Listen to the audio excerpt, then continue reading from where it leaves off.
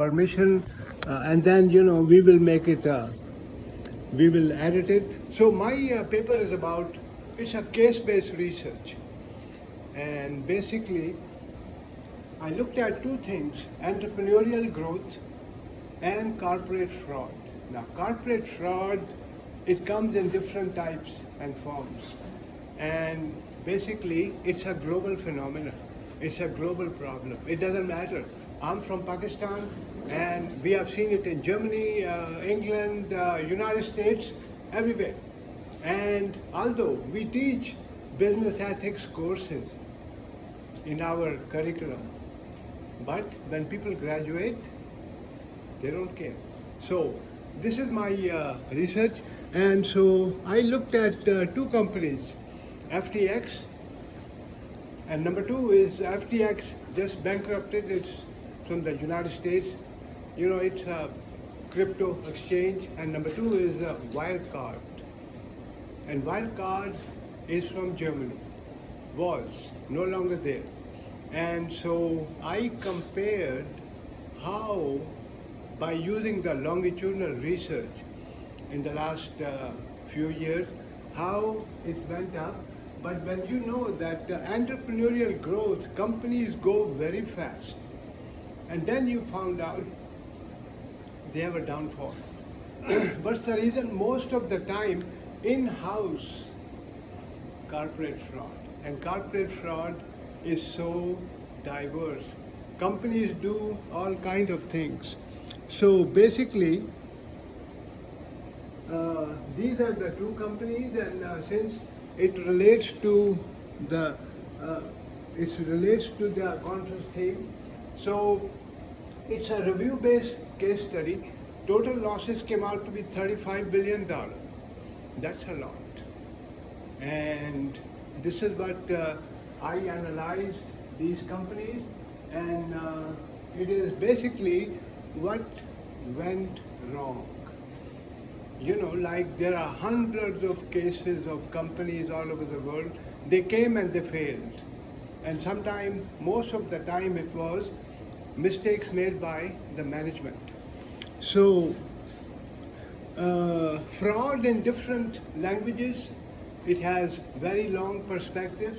In Mandarin, it's called different fraud. In Spanish, French, Portuguese, in Japanese, Sagi, Aital, Dhoka, in Hindi and Urdu. And so there are a lot of forms of fraud in this world. And the business world is part of the fraud. Why? Because people make mistakes. These things do not happen on autopilot. These are well orchestrated by all the actors, and actors are human beings. So, my research approach is case-based research.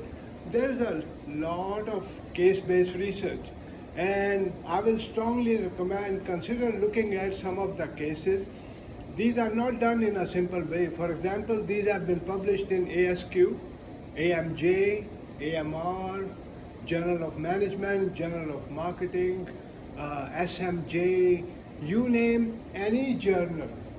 And I do have, I forgot to mention, I did bring some handouts for the whole paper. Normally I bring my handouts because the whole thing is, when we give lectures, after 20 years, 20 minutes, it all disappears. But I want you, so this is kind of a draft copy. It may have some typos, but basically I will have it done. And so, lot of studies, and there are a lot of books I use, lot of academic, but most of my data came from Financial Times, Wall Street, New York Times, Washington Post. I also used surveys, web-based surveys, US Department of Justice. There's a lot of literature if you go to their website. So this is my methodology. I also use publishers' indexes, Wiley, Springer, Sage, Taylor and Francis. It's unbelievable available amount of information available. And then I my methodology is interdisciplinary. I look at finance, I look at management, I look at operations, I look at all the disciplines because my area is international business and international marketing, and we borrowed from all the disciplines. So I do use Journal of Finance, AMJ, ASQ, SMJ. I use all the journals, and so the information is amazing. And I also benchmark these studies which were published in Research Policy, International Journal of Management Reviews, and then we have again a few more studies, but these are just few. I mean, a few research on Business Source Ultimate. So let's look at the theories of fraud. This is a mainstream theory. It is called triangle: motivation, opportunity, and rationalization. And basically, it's the corporate fraud. Number two theory we have is diamond, fraud diamond. It goes into capability, rationalization, opportunity, and motivation. It goes back to 2004. Number three theory is Pentagon, and that is competence, arrogance, rationalization, motivation, and opportunity. Marx and Howard. I mean, there are lots of theories, and then currently I was looking at, there's another theory out, star theory. People are coming out with all kinds of theories, and there is some validity when you apply to these theories. And then I purposely created this. You don't know which theories will be coming out. Sometimes people create their own theories without even experimenting or without even investigating, but we will see. So basically, what I did was, if you look at the entrepreneurial growth literature, there are lots of studies out, and it's in your handout, and some of the slides are very small. So what I did was I added extra pages, and so you will find it in that. I mean, if you want to use it, there's a massive amount of literature, and it's unbelievable. I mean, not only in one discipline, but all the disciplines. So entrepreneurial growth, basically, the main idea behind entrepreneurial growth is that companies grow very fast, but there are different variables, different reasons, different avenues, and each and every company basically is a reflection of its industry. In high tech, it may go in a different way. In the traditional industry, it may go in a different way. And then I also have literature on entrepreneurial growth. These are some of the conceptual issues. Let's see if I can go forward. Okay, the second one is these are the fraud theories, which I explained about triangle, diamond, Pentagon. I mean, these fraud theories, a lot of good research is available. But again, the journals are very diverse and highly interdisciplinary. Then we come to the fraud theory. I mean, the basic research about corporate fraud. And you will come across at least 1,000+ articles in the last 20 years. And it is amazing how much work people have done. So again, entrepreneurial growth and corporate fraud.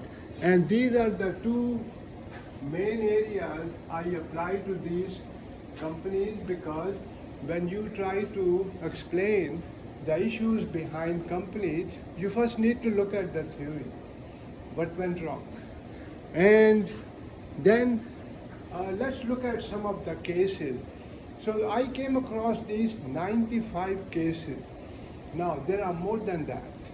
And these are on my 2 slides, but it starts from 1494 and it goes up to 80s, 90s. I mean, when you go through these, it took some time to come across this data. And this is your last 200 years. And that is the phenomenon of fraud is not new. It's being, in the history. I mean, we saw what happened in many countries in the last 40, 50 years. And so the argument I made, and that was, we teach business ethics. We expect our students to be ethical. But when they graduate, they just leave. And so, can we get rid of fraud? Maybe not. You will still see companies committing fraud, companies breaking rules, companies bypassing the system, companies, bribing. I mean, so many banks have paid to the U.S. Justice Department, not just few million, but billions of dollars. So these are my examples, and I ended up with 2024. So these are 95 cases. In fact, this paper is made up of two papers. So this is my another paper where I will be analyzing this data and in the last especially 100 years. And these are all your corporate fraud. So Wirecard was started in 1999, and then I have this all the timeline, and the German system is such, the case is still going on. And some of these people have been sent to jail, prison, and basically it's an electronic payment system. They are the middleman, value chain. And Wirecard came out to be the #1 German company, and they presented themselves as one of the best. Well, we do not know because they were committing a lot of frauds and most of the money was not there. And it was exposed by Financial Times, which is from England. As far as FTX is concerned, it is recent, 2019. MIT graduate Berkman Friedman, he started this company, crypto exchange, and this is how. And in 2-3 years, we found out there was nothing in it. I mean, it came out to be a Ponzi scheme, like Madoff, the famous case, where they lost $63 billion. They swindled, they used the client's money. So he's in serving 25 years now, and he's behind bars.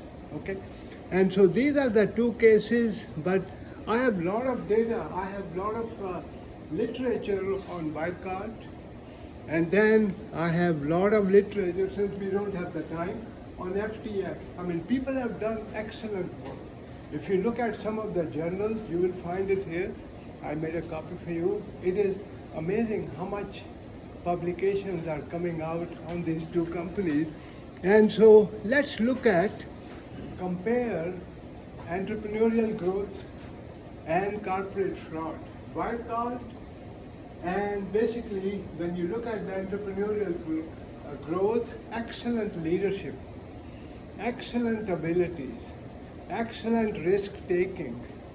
But all these are my variables, and it took some time to understand the data, mostly from newspapers, journal articles, company specific data, longitudinal research, and US Department of Justice.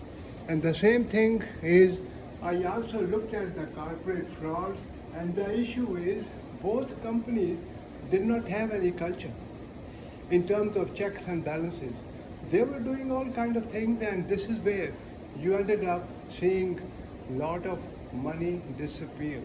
And so this is my study, and basically Wirecard and FTX, excellent growth, but behind that it was fake. And then I also made a comment, and that is, it's a typical characteristics of entrepreneurial growth.